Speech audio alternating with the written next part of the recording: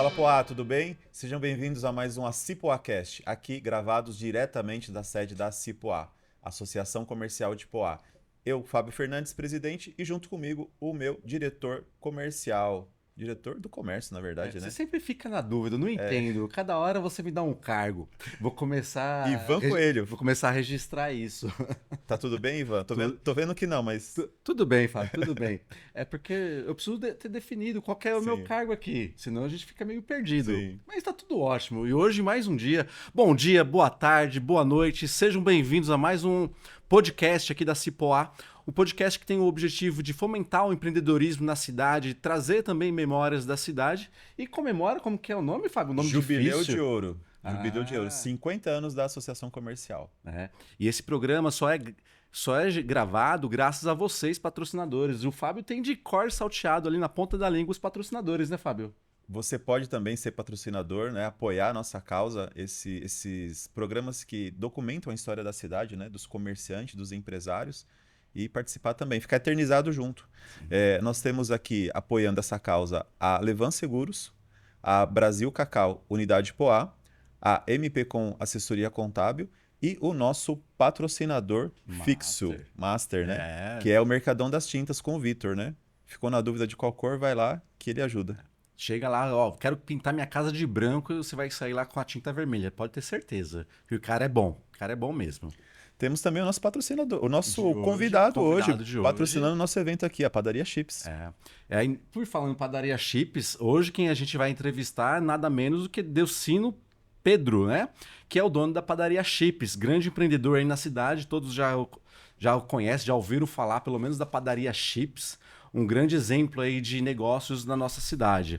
A história do Delcino começa em 1947. Bom, você já sabe que eu não vou ler tudo isso, mas eu vou falar alguma coisa. Quando seu pai veio para São Paulo após fugir da Segunda Guerra Mundial, aqui teve 10 filhos e trabalhou na feira para sustentar a família. Então, desde cedo, ele também ajudava na feira e por volta dos 9 anos começou a vender velas no cemitério. Pô, ele vendeu velas no cemitério, olha só. E daí foi trabalhar, foi estudar arquitetura, foi trabalhar também permaneceu trabalhando na feira. Surgiu outra padaria em São Paulo. Por indicação de um corretor, acabou comprando a Chips junto com um sócio. E aí começa a história desse fantástico empresário aqui em Poá, Fábio. Seja bem-vindo, Delcino. É um prazer ter Obrigado. você aqui com a gente. Obrigado. Bem-vindo, Delcino. Obrigado. Delcino, a gente sempre começa com uma pergunta icônica aqui, né? Como começa a sua história com Poá? A minha história em Poá começa na década de 90. Eu vendia padaria que tinha em São Miguel, que eu de fato não queria mais ficar naquele local. E fui pego naquela altura com o Plano Collor, né? O confisco do Plano Collor. E aí o mercado ficou difícil em São Paulo de padaria, que eu queria ir para o centro de São Paulo. E não tinha mais padaria para comercializar, ninguém vendia padaria. E um corretor um dia falou, olha, tem uma padaria em Poá que é a sua cara. Eu falei, poxa, mas Poá, eu fui lá quando era garoto com meu pai na Fonte Áurea e nunca mais voltei lá. Poá, meu, é muito longe. Ele falou, nós vamos lá. E eu vim aqui, olhei a padaria Chips, olhei padaria no meio do quarteirão, onde naquela época tinha um tabu que padaria no meio do quarteirão não dava certo.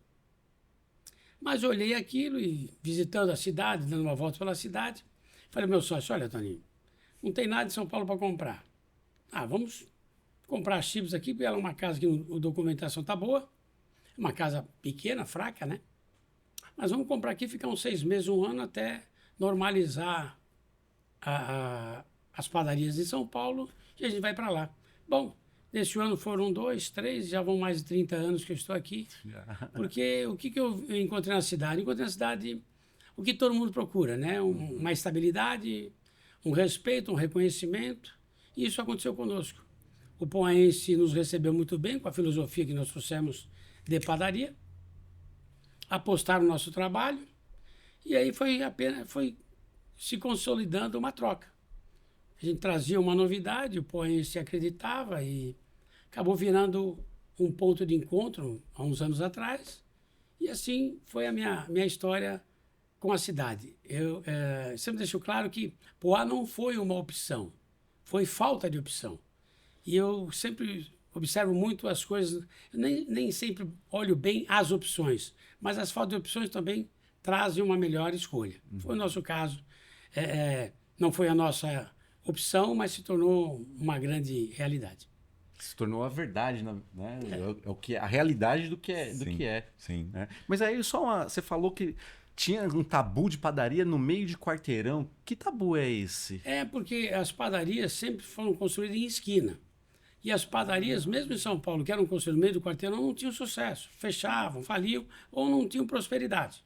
E era um tabu, assim. Que interessante. E eu, quando vim para cá, o meu sócio ele falou assim: poxa, mas comprar uma casa no meio do quarteirão, e por incrível que pareça, naquela altura, Poá tinham 8 padarias no centro.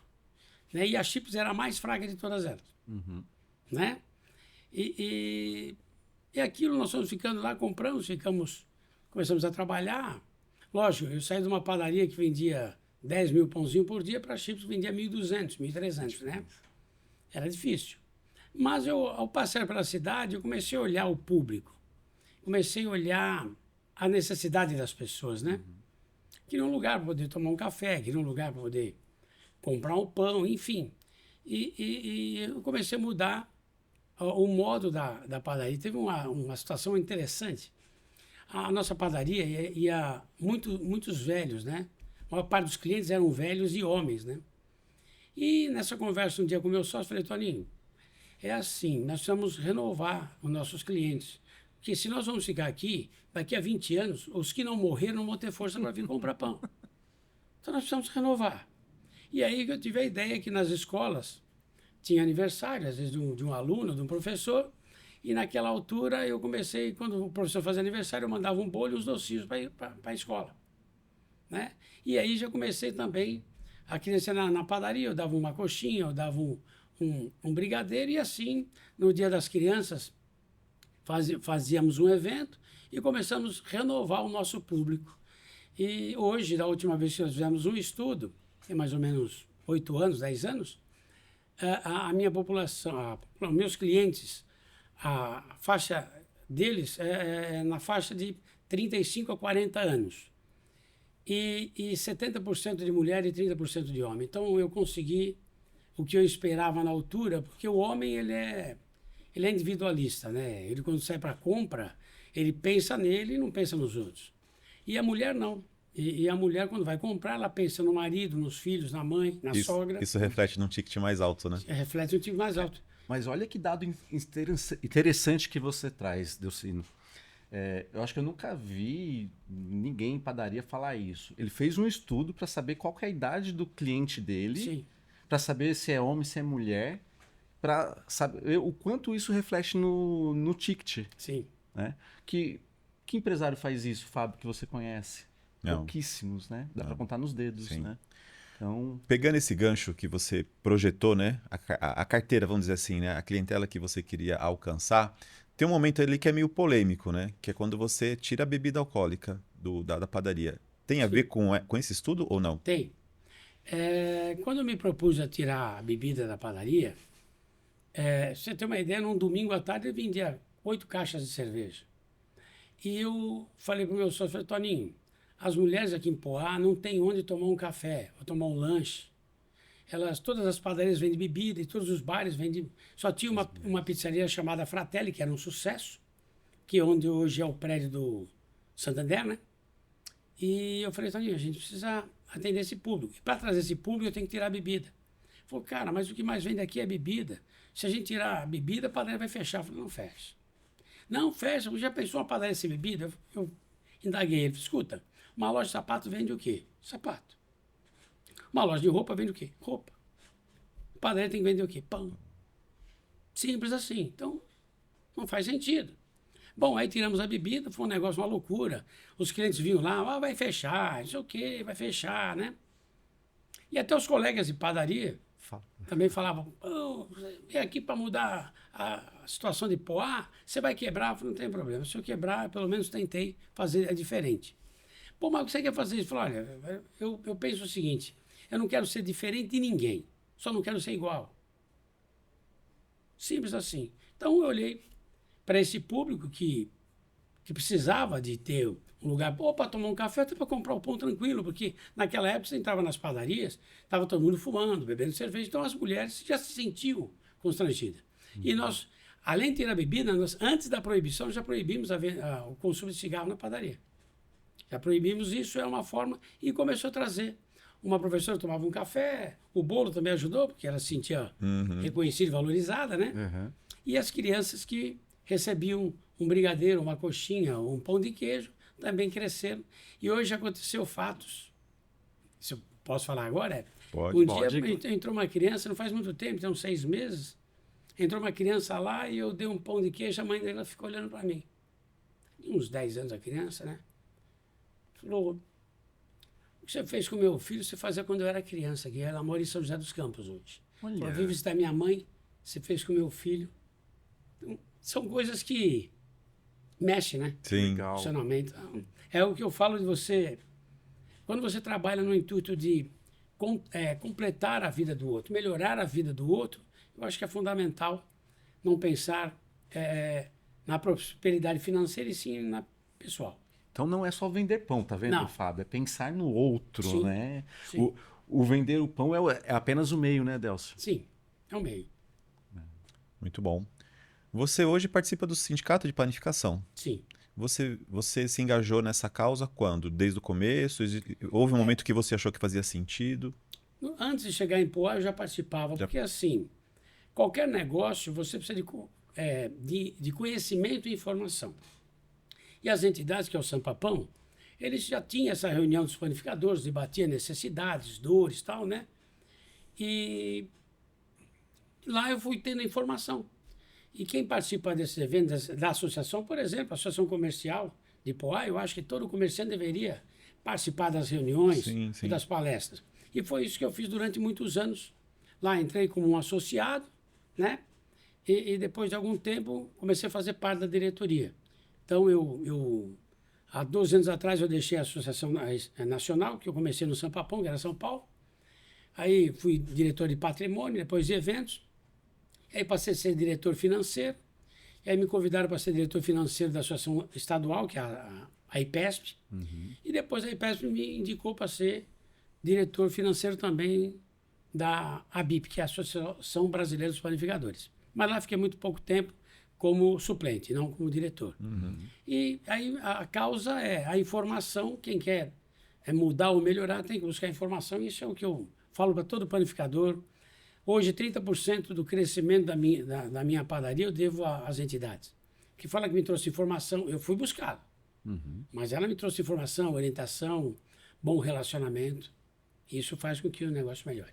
Alguns empresários, eles veem às vezes o concorrente como inimigo. Você está ali num ambiente cheio de dono de padaria.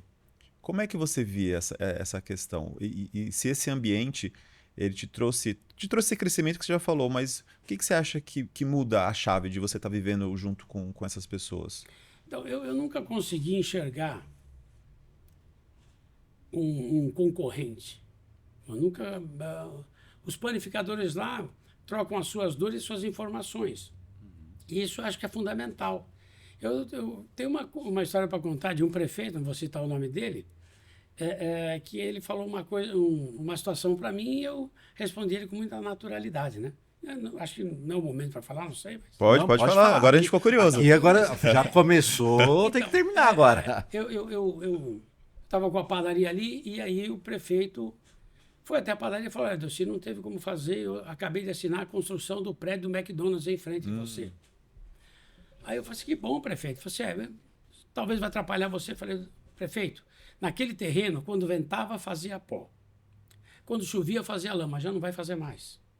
Ponto. E se o McDonald's escolheu aquele lugar, é porque eu escolhi antes dele um lugar que é próspero. Olha aí. Né? Então, lá veio o McDonald's, veio o Burger King, veio o Sodier, veio o Dia, veio o supermercado.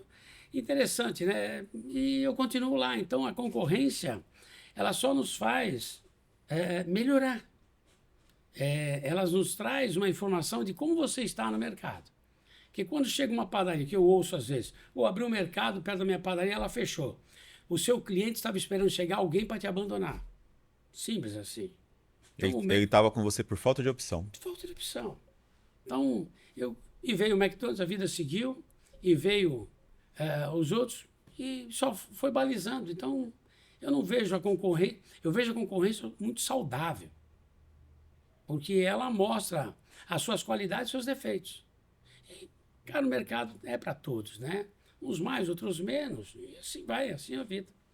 Eu acho que favorece até o movimento ali Sim, na a circulação região, de né? pessoas. Você tem mais pessoas circulando, é o que eu Sim. falo lá na 26, né? Precisa de mais. Como empresário também do setor da Brasil Cacau, fala, poxa, precisava abrir uma loja aqui, abriu recentemente uma sorveteria, eu achei uma graça, fui lá recentemente, pô, que legal que abriu. Eu faço votos que permaneça, porque vai movimentar aquele entorno ali, né? Então é isso que faz, que traz de bom a concorrência, né, Fábio? Sim. E aí, Delcino, o seu pai também era do comércio, né? Sim. Você trabalhou na feira, né, que você comentou com a Trabalhei na gente. Foi uma escola? Como é que foi essa Foi experiência? na escola, até porque a feira não foi, também foi uma opção para meu pai, porque o irmão dele, que já estava no Brasil, trabalhava na feira. E aí ele veio, não tinha muita opção, ele era analfabeto, né? Meu pai e minha mãe eram analfabetos, e ele começou a trabalhar. E aí, ele trabalhando com meu tio de empregado, juntou dinheiro, comprou uma carroça. Meu tio, para ajudar ele trabalhava de manhã com meu tio, e à tarde ele pegava essa carroça e entregava batata no mercado, né? E aí, depois ele comprou a primeira barraca dele, e aí, em 66, ele já tinha 20 e poucas barracas e 3 caminhões já puxando batata para ele, né? E assim foi a história dele. E aí, quando eu fui o último filho a ficar na feira, todos eles saíram, foi aí quando eu migrei para a padaria, por vendo que a feira já não era mais uma opção. Mas digo sempre, né? A feira é uma escola e eu sempre frequento a feira para comprar fruta para minha casa, eu frequento a feira. Porque eu aprendi com meu pai que o homem que nega o passado não constrói um futuro, né? Então, meu pai era analfabeto, mas Era sábio. era um camarada fantástico. Pelo que você falou, uma Meu pai era inteligência, meu ídolo. inteligência financeira absurda. Sim. Muito bom. E aí você comentou que você vendia vela no cemitério? Como é que foi isso? É assim, eu comecei a trabalhar muito cedo, né? E todos nós começamos a trabalhar muito cedo. Naquela época podia, né? Podia, na verdade, podia e educava, né? Sim. Então eu trabalhava com meu pai de manhã na feira, os outros irmãos também trabalhavam, minhas irmãs trabalhavam fora, tal, né? Porque é muita gente para alimentar, né? Uhum. E eu sempre com dificuldade, a gente tinha muita dificuldade de alimentação, né? Então eu via aquela dificuldade. Eu vim comer o meu primeiro x-salada, eu tinha 15 anos. A pizza talvez tivesse uns 12 ou 13 anos. Né? Então eu via toda aquela dificuldade e meu pai sempre me ensinou que não espere pelo governo, não espere que alguém te dê alguma coisa, você tem que buscar, né? Eu trabalhava com ele, me dava um dinheiro e eu tinha um amigo na escola chamado Martinho, também com a minha idade, 8, 9 anos, ele já trabalhava numa fábrica de barco, que tinha ali na Ponte Grande, na Penha. E eu fui até lá para ver se tinha um bico, para ganhar dinheiro, Sim. né? E aí eu vi o pessoal passando parafina no barco, né? Eu falei assim, ô Marcinho, o que é isso que estão passando? É parafina. Aí eu vi uns pedaços assim, vi que era pedaço vela, né? Sim. Aí eu falei assim, eles compram, você quer comprar? Quanto eles pagam? Pago tanto. Eu falei, bom, tá bom. Beleza, na outra semana eu fui vender vela na porta do cemitério. Ou quando quebra o cemitério? 8 horas da manhã para fazer a limpeza. Eu cheguei lá, antes das 8 horas, fiquei esperando. Chegou o pessoal para limpar o cemitério. Eu falei, escuta, eu posso raspar as velas lá? O cara falou assim, pode, é nosso serviço, mas para que é, moleque? Eu falei, fazer balão. Aí eu falei assim, tá bom. Peguei lá, raspei a vela, fiz um saco de vela, amarrei na bicicleta. Cara, naquela altura, sei lá, uns 12 cruzeiros, seria hoje, sei lá, uns R$ 30, né? Uhum. Sei lá, se precisar.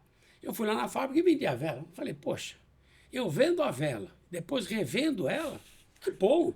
Mas tinha os colegas que também vendiam a vela. Hein? Mas eu tinha que manter o segredo. Sim, sigilo E aí foi indo até que um dia eles também descobriram, não sei como, aí barateou muito o preço, deixou de ser um negócio importante. Mas eu vendi a vela e também vendi o resto da vela, né?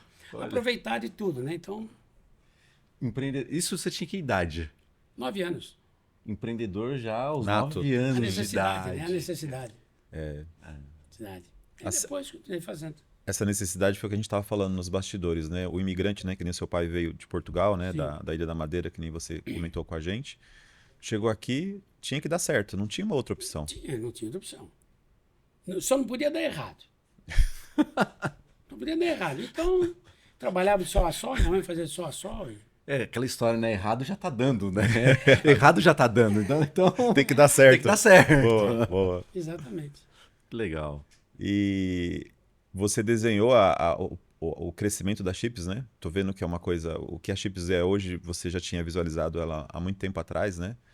Talvez não todo o resultado, mas você sabia o caminho, aonde você queria chegar e o caminho que você tinha que Eu percorrer. acho que sim, é porque acompanhando o Sapapão, eu tenho muita amizade com o pessoal dos Jardins, Moema, Brooklyn, todo aquele pessoal, as panificadoras mais elitizadas de São Paulo. Eu tenho muito relacionamento com eles, convivo com eles o tempo todo, né? E eu olhava os modelos de negócio. Por exemplo, eu sentia que eu não tinha como colocar restaurante na padaria.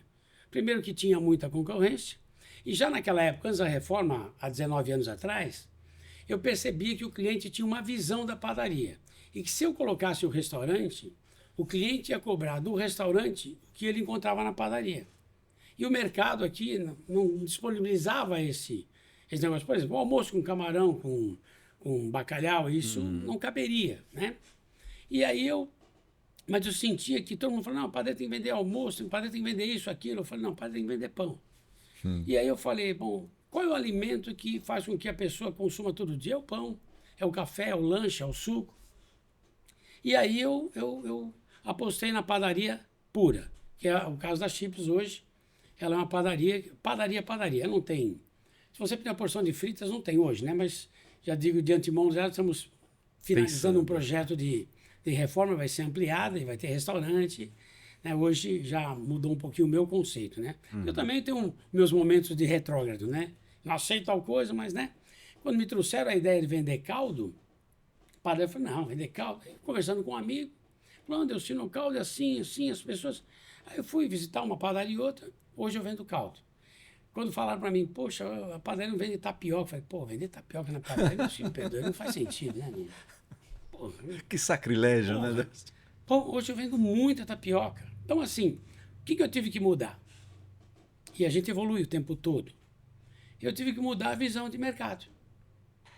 A minha visão ela veio até ali, há 10, 15 anos atrás, de lá para cá ela começou a ficar o quê? Ultrapassada. Mesmo com toda a informação e conhecimento. E aí foi que aconteceu as mudanças. Então, assim, por que hoje eu vendo suco? Pra você ter uma ideia, eu não vendo hoje 30 refrigerantes por dia na Copa. Vende mais suco. Mais suco. Mais de 200 sucos por dia. Então, o que eu via? Voltando àquela frase, né? Eu não quero ser diferente de ninguém, só não quero ser igual. Então, toda padaria vendia muito refrigerante. Falei, cara, refrigerante o cara toma em qualquer lugar. Mas o suco de fruta, não. O que eu fiz para vender suco? O preço do refrigerante eu coloquei o suco. Eu não vendia 10 sucos por dia e comecei a vender suco. No mesmo preço do refrigerante. Então, ou seja, a rentabilidade é quase zero. Né? E foi passando o tempo, e aí foi aumentando a venda de suco.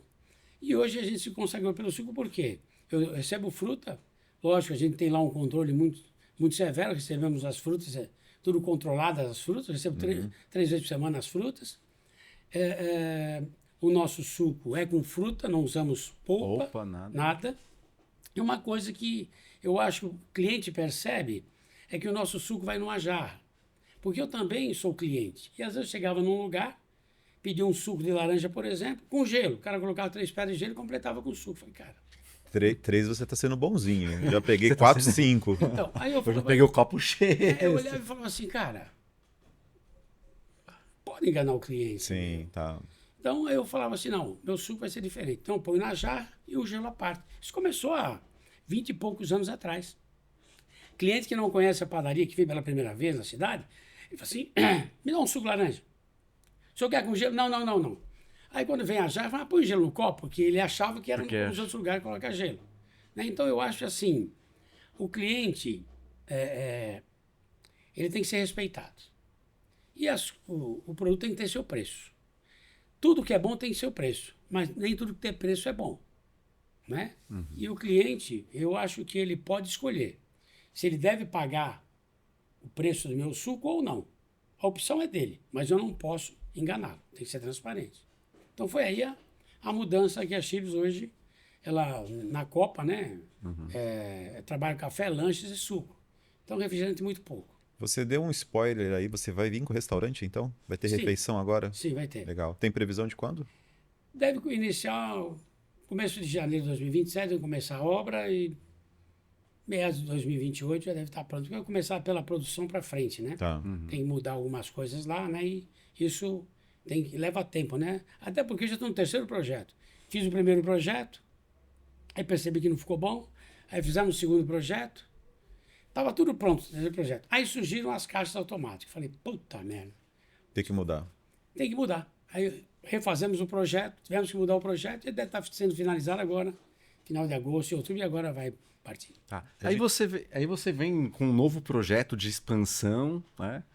E de novo, ao meu ver, na contramão, porque eu vejo que as padarias estão começando a reduzir, começam a fechar mais cedo, algumas não abrem. não abrem aos domingos, e aí você vem com um projeto de expansão. Como que você vai lidar com isso no momento onde a gente tem aí, pode ser que seja aprovado ou não aprovado, a tal da escala 5x2, o fim da escala 6x1, né? Como que você visualiza isso? Eu penso em atender o cliente, né? Eu acho que essa situação do fim da escala 6x1 é muito preocupante, tá? Eu me preocupo muito com isso. Eu acho que vai ser trabalhado isso, não sei qual governo vai ganhar a eleição, mas assim, tem que ser muito pensado, porque como é que você vai para um hotel se ele não abre de domingo? Como é que você vai almoçar num domingo se o restaurante não vai abrir? É assim, eu acho que nós temos que olhar o coletivo, né? E tomar as decisões. Eu acho que o melhor caminho é a liberdade de relacionamento entre patrão e empregado. Cada setor define o que ele precisa, qual horário que ele vai funcionar. Tem setores que podem trabalhar de segunda a sexta, mas tem setores que precisam de sábado e domingo. A maior parte dos comércios inclui a minha padaria, de sábado e domingo. O gênero alimentício é os dias que mais trabalha, né? E quando se fala em qualidade de vida do trabalhador, com 5x2, tem que avaliar o seguinte: ele vai deixar de trabalhar comigo para fazer um bico em algum lugar. Fazer bico em outro. Porque a renda dele já não é suficiente. A gente vê isso no dia a dia. Então, reduzir, eu acho que é uma coisa que tem que ser analisada e para o setor. Eu sempre defendi que, eu acho até que é possível reduzir de 44 para 40 horas. Eu acho que é possível. Acho que é uma coisa... Agora, definir o dia que o trabalhador, mais uma vez o trabalhador vai ser... vai ser dado para ele o que ele tem que fazer e não o que precisa ser feito. Eu acho que não cabe esse momento. Mas eu não estou pensando nisso, eu acredito no Brasil, acredito em São Paulo e Poá. Eu acho que a gente vai ter que se reinventar. Lógico, eu tenho que deixar uma coisa clara. Se a escala 5x2 vier a acontecer, podem acreditar que no mínimo de 8% a 12% aumento do custo na minha padaria você vai ter. Porque eu vou ter que contratar pelo menos mais 10% ou 15% de funcionários, que já não existe. Ao contratar mais 10% ou 15% de funcionário, eu tenho que repassar esse custo. Sim. Então, a coisa tem que ser avaliada. Vamos, aproveitando que vocês levantaram essas bolas dos colaboradores, da procura, né, de mão de obra que é difícil, eu vou dar um cenário aqui. Quem frequenta chip sabe que é assim, né? Mas às vezes você vai na padaria, você chega no balcão, o cara fala. Né? Aí, fala o quê, né? O que você quer que eu fale? E aí eu tô lá na sua padaria, lá, e aí vem tudo bem, já foi atendido, você tá precisando do quê? Aí, não, já pedi. Daqui a pouco passa outro, já foi atendido, tudo bem. E aí você vê que... Aí a terceira pessoa, né? Porque assim, a preocupação da pessoa não ficar ali sem atendimento. Sim. Como que a gente chega nesse nível de excelência de atendimento, Delcino? Eu vou tentar te responder. Eu acho que começa pelo exemplo. Eu, na padaria, não uso celular, uso uniforme igual aos funcionários e trabalho igual aos funcionários. Eu carrego o cesto de pão, eu lavo um copo na copa, como vocês já viram, tal. Sim. Então, assim, eu tenho meu horário. Das 9 às 9h30, eu gosto de sentar lá para ler ou meu livro, ou revista, ou ainda sou o jornal. Jornal. Né? E isso é um fator. O outro caso é valorizar as pessoas. Eu acho que os nossos colaboradores, eles têm que ser reconhecidos e tem que ser apresentado para eles a importância deles. Né? Então, todos eles, quando são contratados, eles passam por curso de atendimento ao cliente, higiene e manipulação. Agora vamos voltar, nós renovamos boa parte do quadro, vamos voltar com um curso para eles também de educação financeira. E assim, nós mostramos para cada um deles a importância.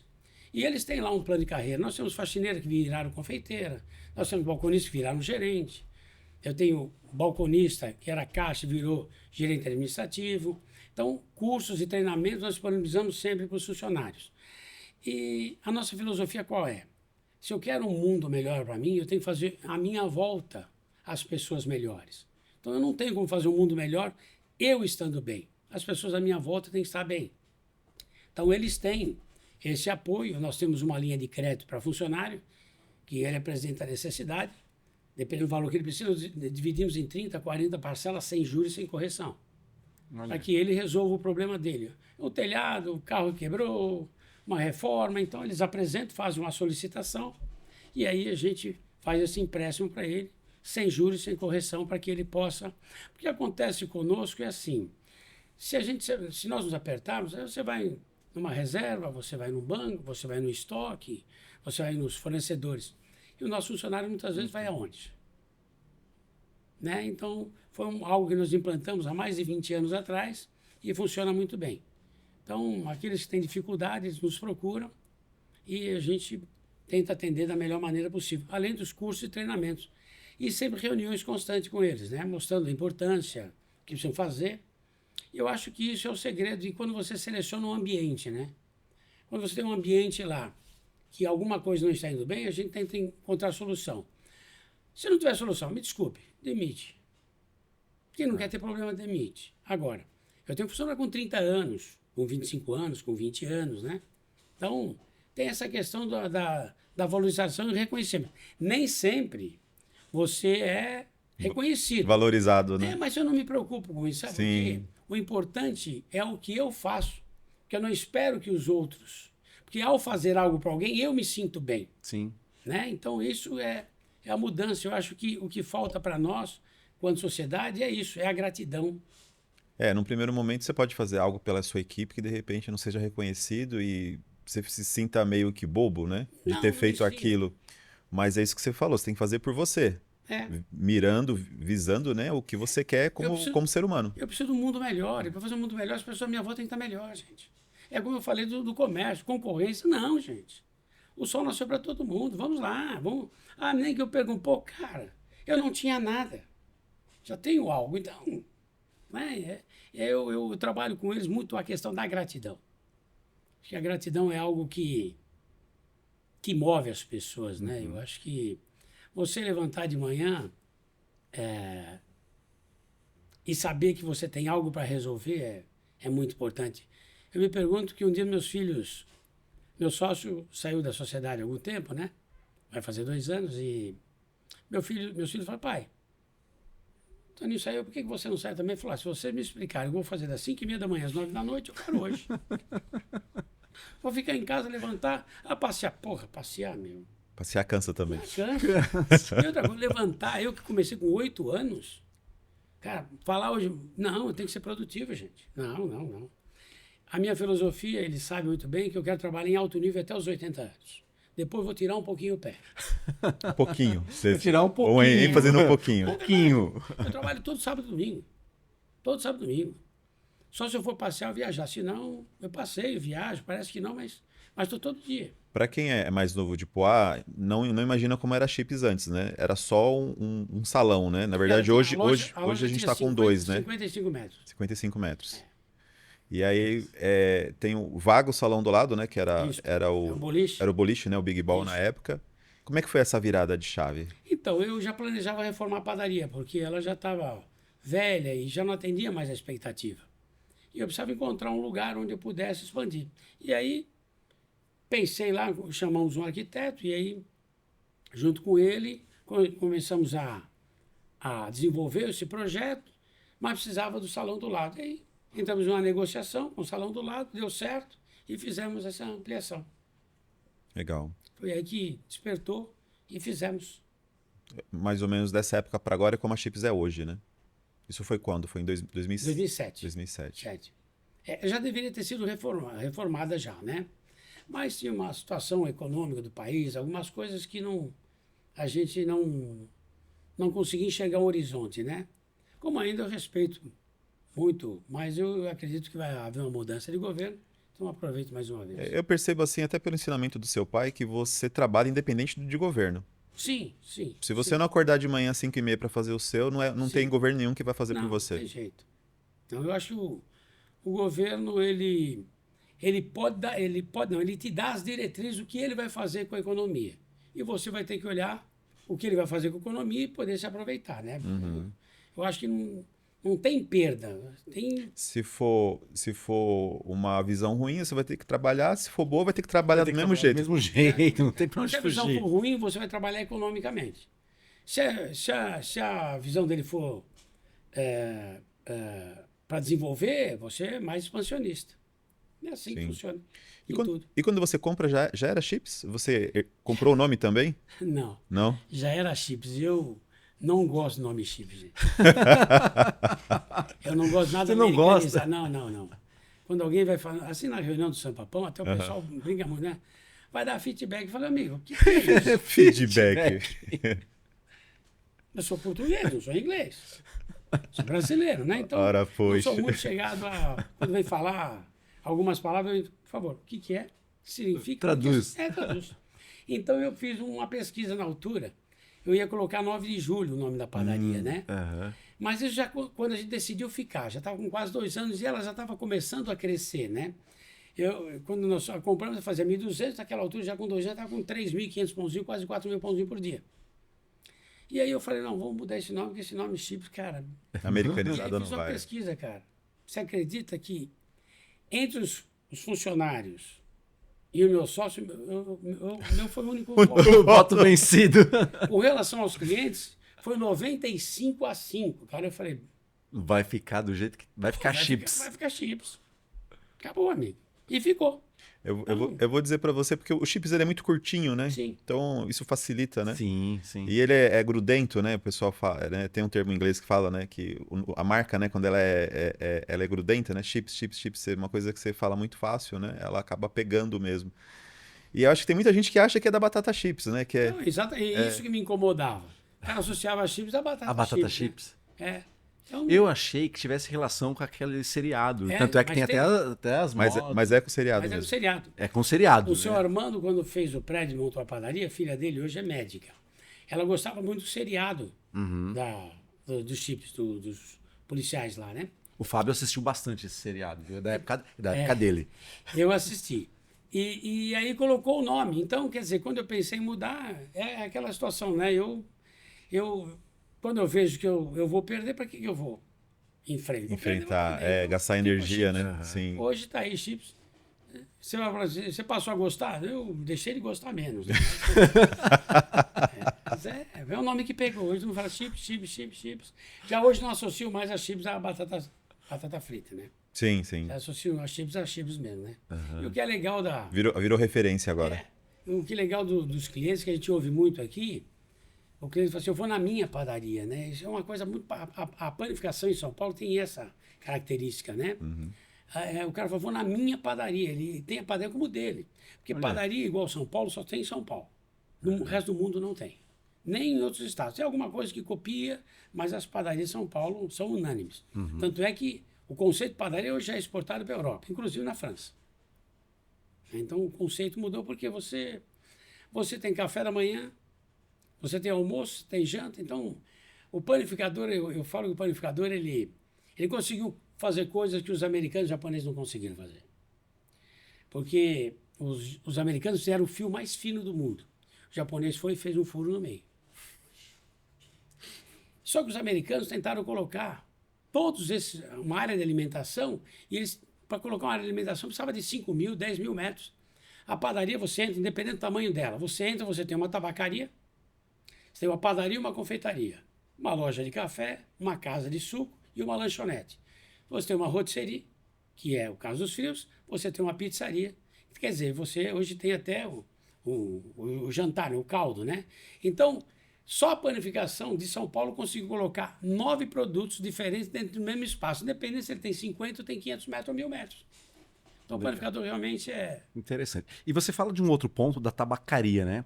Mais uma vez, né, Fábio, ele traz aí uma questão bem importante para os empresários, porque as pessoas têm a ideia, né, Délcio?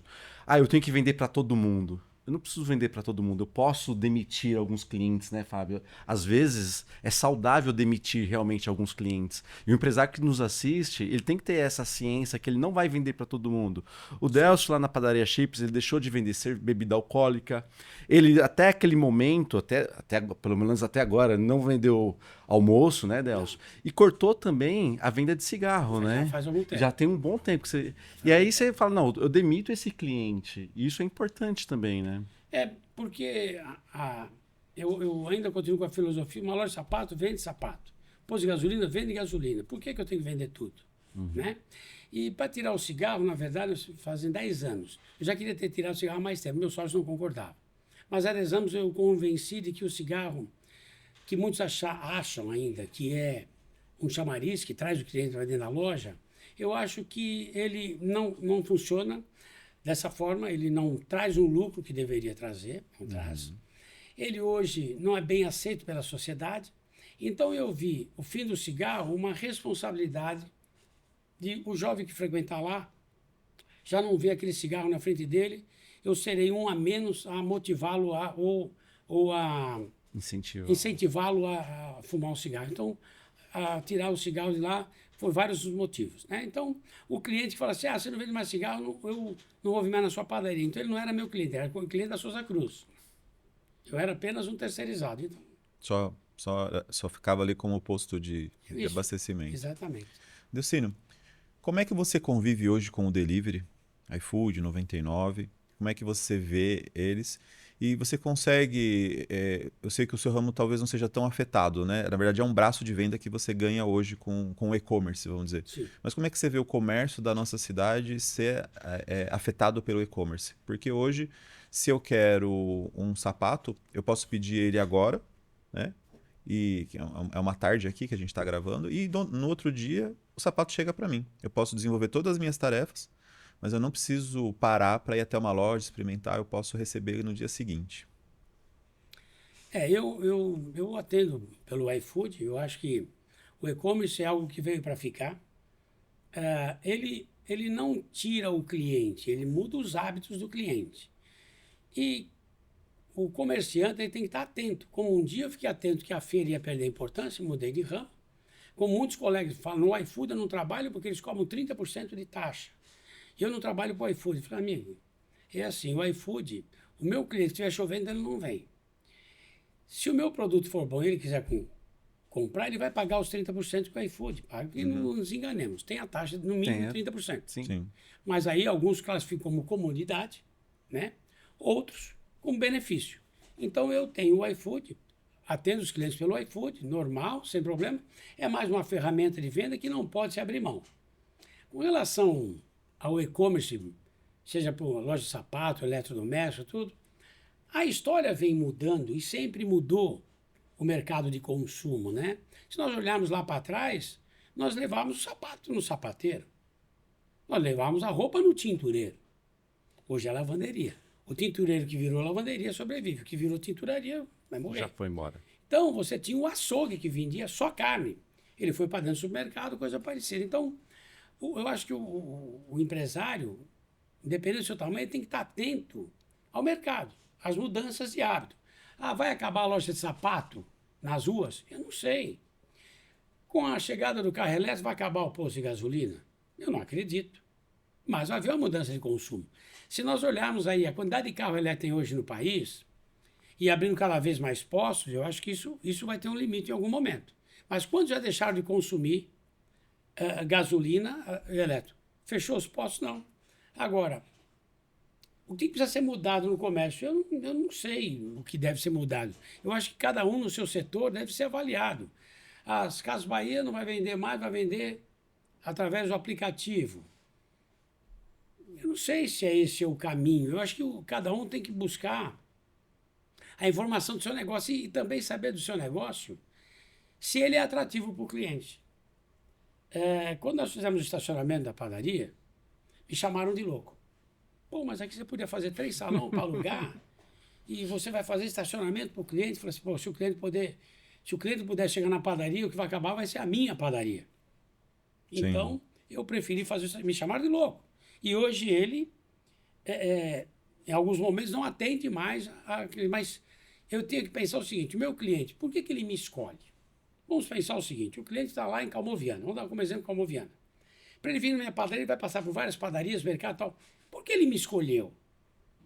Para ele me escolher, eu tenho que ter um produto de boa qualidade, um bom atendimento e um conforto para que ele chegasse. Aí, feito isso, ele vai escolher. Perto da casa dele, eu vim até mim. Então, eu tenho que fazer a minha parte, né? E eu não sei se isso cabe aos lojistas, talvez, ou não ter estacionamento, ou não ter uma entrega de sapato, ou não ter um cartão fidelidade. É que eu não consigo legislar por serviço dos outros. Mas, assim, a inteligência artificial vai acabar com muito emprego. Já acabaram muitos empregos. O assessorista de elevador não existe mais. Alguém lembra de assessorista? Assessorista de elevador. Essa você tem que explicar para os nossos ouvintes, nossos espectadores. Né? Os nossos amigos ali não sabem o que é Não sabe. Essa molecada não sabe. Então, alguém ia pegar um elevador, tinha um camarada que ficava apertando o botão para você. Cara, imagina. Quando que imaginou que você perderia essa profissão, né? Exatamente. O leiteiro que entregava o leite na porta da sua casa. Garrafa de vidro. Garrafa de vidro. O padeiro que entregava o pão, não tem o pão de bicicleta, o cara passa buzinando? Isso já é antigo. Então, hoje o iFood nada mais é que o leiteiro que entregava o pão e leite. Nós tivemos um momento, você falou tinha gente que entregava pão na residência, né? Uhum. Como é que foi essa época? Foi a época onde as padarias eram poucas e as moradias estavam distantes. Então, as padarias entregavam o pão nesses armazéns para poder atender a população. Depois, os armazéns foram perdendo espaço para os supermercados e aí entrou o pão congelado. O pão congelado começou a suprir esse mercado. E me lembra quando surgiu esse negócio de pão de bicicleta, a nossa associação brigou com relação a isso. Sim, sim. Não, vamos ser contra, porque não sei o quê, pirataria, coisa e tal. E eu sempre olhei... meu pai me ensinou sempre que tudo que vier de ruim para você, preste muita atenção. Vai te ensinar muita coisa boa. E tudo que vier de bom, fique atento, esconde muita coisa ruim. E aí, quando falaram do pão de bicicleta, não, você contra o pão de bicicleta. Eu falei, gente, vamos pensar o seguinte. Esse cara de bicicleta, ele vende onde não tem padaria. Se ele não for vender o pão lá, o cliente vai perder o hábito de comer pão. E ele vai comer biscoito. E ele vai esquecer que o pão francês existe. Agora, se o cara vende pão na frente da sua padaria de bicicleta ou do lado, você precisa melhorar o seu pão. Porque o pão de bicicleta, se é melhor que o seu é muito ruim. Então, a bicicleta veio, o consumo de pão aumentou, as bicicletas se foram e as padarias aproveitaram esse mercado. Ponto. Então, é olhar aquilo que te apresenta como dificuldade e te criar uma grande oportunidade. Poxa, se chega alguém para vender pão de bicicleta e volta da padaria, está vendendo pão, tem que olhar. Meu pão não é o dele, tem que olhar o meu. Por que o cliente está escolhendo o dele? Ah, mas o dele é mais barato que o seu. Sim, o cliente tem a oportunidade de encontrar valor no produto. E se o cliente procura preço, ele não é meu cliente. Não me interessa. Eu quero o cliente que encontra valor. Ele pode ou não pode pagar, é uma escolha, é uma situação. Mas o que eu não posso é reclamar que chegou alguém que levou meus clientes. Se levou seus clientes, você estava cuidando muito mal deles. Isso não significa que você tem que receber o cliente com o tapete vermelho. Né? Eu acho que tem que trabalhar com o cliente com respeito. Você falou do pão congelado, né? O pão congelado é aquele que você compra, né? Você não tem um padeiro, você compra, aí você tem um mercadinho, você vai lá, assa o pão e vende. Você tem alguma coisa contra? O que você acha? Eu acho que não, é uma tendência. Por exemplo, as padarias pequenas dificilmente vão ter a mão de obra que já é escassa. Então, de repente, ele comprando pão congelado, ele vai dar uma vida para o negócio dele. Então, se ele tinha um padeiro para fazer tudo, ele compra o pão congelado e o padeiro fica só para assar. Né? Então, eu não vejo isso como um problema. Eu vejo um problema para o pão quando todo mundo começar a abandonar o pão. Agora, quando todo mundo quer vender pão, mercado quer vender pão, bicicleta quer vender pão, congelado quer vender pão, é sinal que é um bom negócio, eu tenho que olhar para esse produto. E o que muitos colegas, eu confesso, não dão muita atenção ao pão. Eles compram um forno combinado, aquele forno combinado que você assa linguiça, carne, peixe e frango no mesmo forno e não pega cheiro. Então, o produto principal dele assa em qualquer lugar. E aí o almoço que vem uma vez por dia, 2 horas por dia, ele quer assar no forno combinado. Então, tem que fazer uma escolha. Então é a escolha do produto. É criar valor para o produto. Sim, sim, sim. Interessante, viu, Fábio? Essa questão do valor eu acho que é fundamental, Preço e né? valor, né? Porque hoje os clientes chegam muito nessa situação, né? Ah, vem por preço e tem um ditado. Eu acredito muito, né? O cliente que vem por preço para mim, ele vai embora por preço. Sim, Sim, sem sim, dúvida. sim, Então, sim. não é o cliente que eu quero também, né? Eu acho que Ah. acredito que você também pense dessa mesma forma, que é isso que a gente tem que trabalhar, gerar valor para o cliente Sim. para que ele enxergue o valor. O cliente ele tem que buscar o lugar que lhe agrada, que lhe convém. O preço ele vai definir. Então eu tenho que apresentar um ambiente para o cliente que ele sinta bem. Eu começo no estacionamento. O estacionamento é muito aconchegante. Tem um chafariz. Então a pessoa para lá. Às vezes você vê as mulheres parar lá no estacionamento, saem das compras e começam a conversar lá no estacionamento. O que dá isso para ela? Segurança, né? Segurança. E outra coisa. Alguns lugares faz estacionamento com pedregulho, né? A mulher desce com salto alto, como é que faz? Então, o nosso estacionamento tem lá um cuidado. Quando afunda lá, manda arrumar para que a pessoa sinta conforto, né? Até porque ela me escolheu, né? Pô, passou por tantas padarias de mercado e escolheu a mim. Então. A gente percebe, né? A gente vai na Chips, né? Somos clientes da Chips, Sim. né? E a gente vê muita coisa, né? Que é boa e a gente não percebe o quanto você vê os detalhes ainda. Que a gente não percebe. Mas eu tenho problemas também. Mão de obra, Não, produção, sim. eu tenho problemas. É que eu acho o seguinte, quando surge um problema, rapidamente eu transformo em desafio. Se eu ficar com um problema, Vai vai se ser. virar um desafio, algo que eu posso resolver, né? Me lembra muito aquela questão também, né? Que o problema você vai discutir lá no quarto entre 4 paredes, né? Na sala tem que estar tudo muito bonito Sim. para você atender as pessoas, receber bem, né? Ou mudando, né? Pra chorar, vai chorar no banheiro, né? Mais ou menos exatamente, isso, né? Exatamente, né? Mas na sala ali você tem que estar pleno. O sorrisão tem que estar Sim. bem radiante. Essa reforma que você vai fazer tem ampliação de espaço?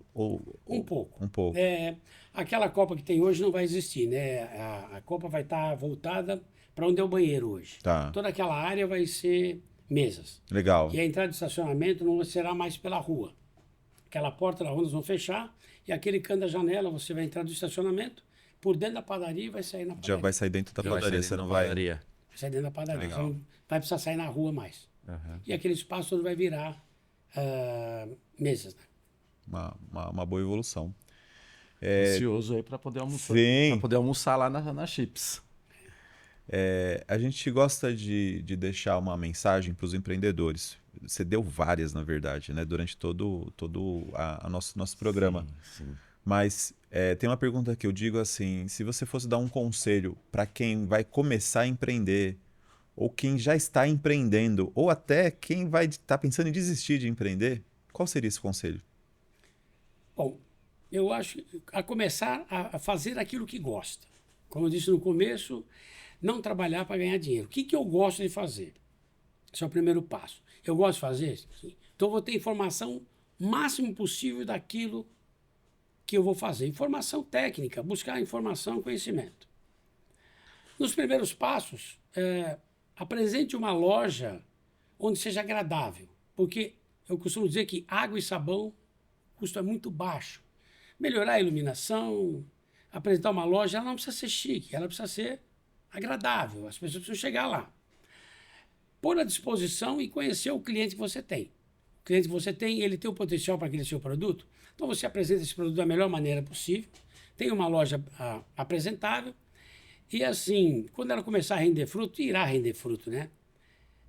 Pense que a sua empresa, ela se deu espaço para você ganhar dinheiro dentro dela.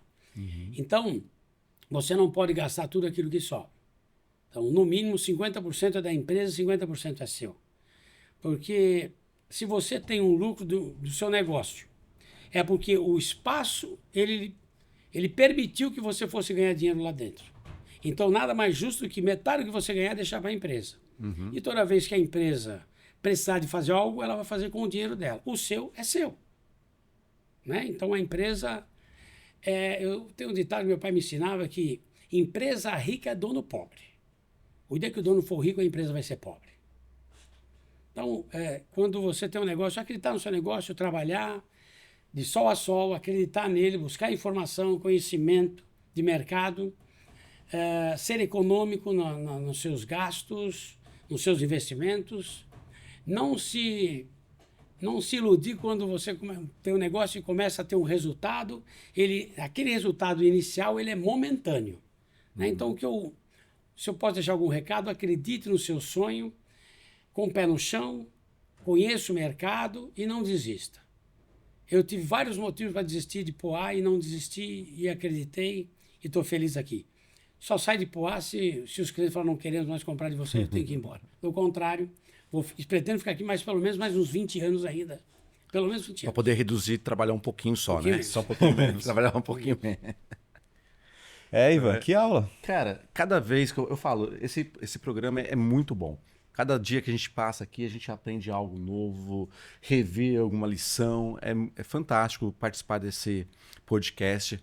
Uma lição que eu tiro agora das falas dele é assim, a padaria é minha, mas o que está lá dentro da padaria não é meu. O dinheiro que está lá dentro da padaria não é meu.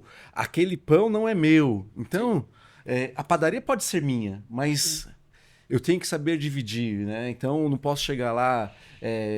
chegar e tomar um café e não computar aquilo, não contabilizar aquilo. Eu pago o pão que eu levo. Exato, não posso pegar e tirar o dinheiro lá da padaria. Ah, não, eu posso comprar um carro novo, tô querendo comprar um carro, não tem dinheiro no banco, no caixa da padaria, deixa eu pegar. Não, isso é um grande erro que os empresários fazem e é o que vai levar ao fracasso.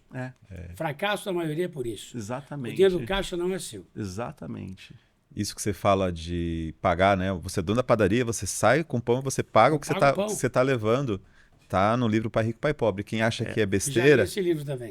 Leia o livro. É fantástico. Então, um dia uma funcionária falou para mim, seu Delcino, senhor dono da padaria, você paga o pão. Eu falei, eu não vou ter que pagar na outra padaria, eu pago na minha.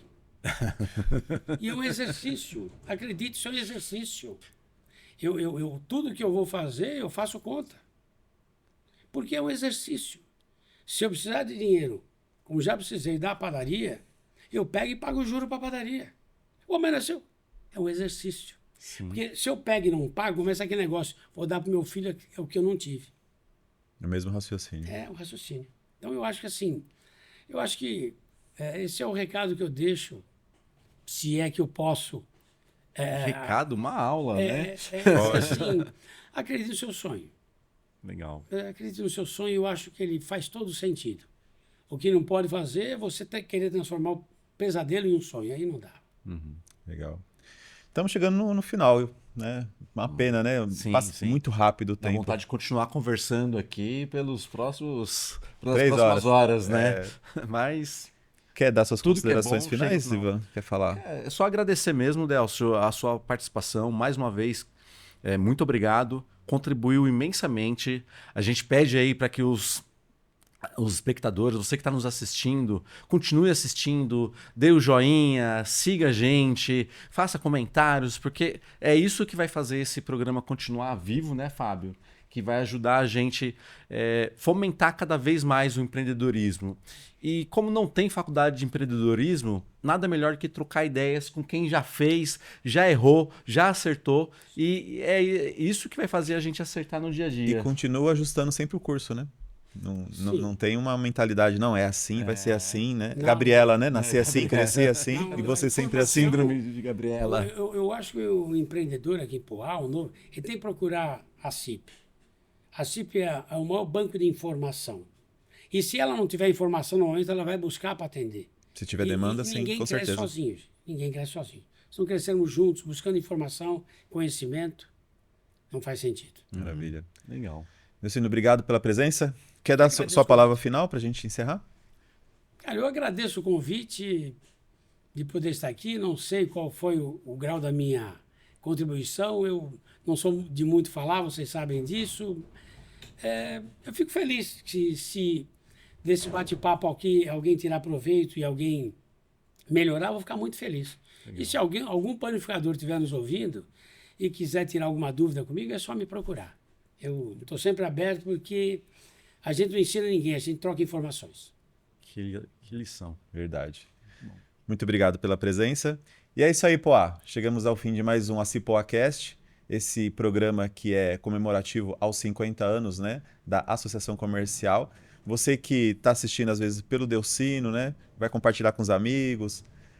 Se inscreva, acione o sininho e tem outros programas também muito legais, né, para a gente aumentar aí a nossa audiência. E para você, empresário que gostou, quer ter destaque, procure também a Cipoá, seja aí apoiador dessa causa, assim como é o Mercadão das Tintas. Eu ia falar justamente isso. Faça igual ao Mercadão das Tintas, que é uma das melhores lojas de Poá, porque ele, da mesma forma que o Delcio fala da questão de não vender preço, ele vende valor. Né? Então, se você precisar de uma ideia de tinta, vai lá no Mercadão, falar com o Vitor, vai dar uma aula aí sobre tinta para você. É isso aí, Poá. Até a próxima.